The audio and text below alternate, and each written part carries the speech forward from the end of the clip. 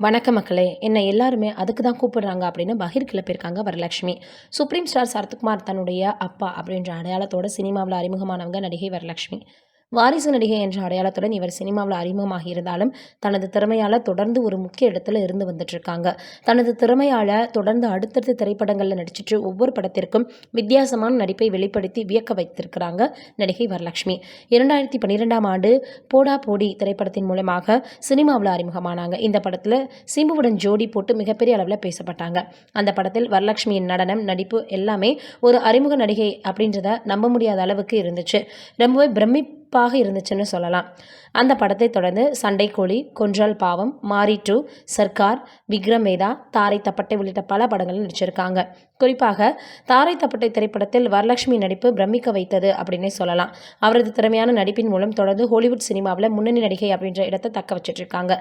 இதற்கிடையே வரலட்சுமி நடிகர் விஷாலை காதலித்தார். ஆனால் விஷால் திருமணம் செய்து கொள்ளாமல் தொடர்ந்து காலம் தாழ்த்தி சென்றதால் அவரை விட்டு பிரிஞ்சுட்டாங்க.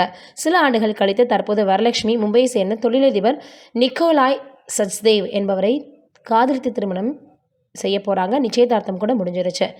இந்த நிலையில் சமீபத்திய பேட்டி ஒன்றில் வரலட்சுமி, நான் கிட்டத்தட்ட 10 பேட்டிகளில் சொல்லியிருப்பேன், யாராச்சும் எனக்கு இன்னசென்ட்டான ரோல் கொடுங்க, ஒரு காமிக்கலான படத்தை கொடுங்க, ஒரு காமெடி படமாக கதை சொல்லுங்கள், அந்த மாதிரி படம் கொடுங்கன்னு கேட்குறேன். ஆனால் வர்றவங்க எல்லாரும் 10 பேரை அடிங்க, வில்லி வெட்டுவாங்க, இப்படி தான் எனக்கு கதை சொல்கிறாங்க. இப்படி எல்லாருமே பார்த்தோன்னா, நான் கேட்குற ரோலை விட ரொம்பவே ஆப்போசிட்டான ரோலை தான் கொடுக்குறாங்க.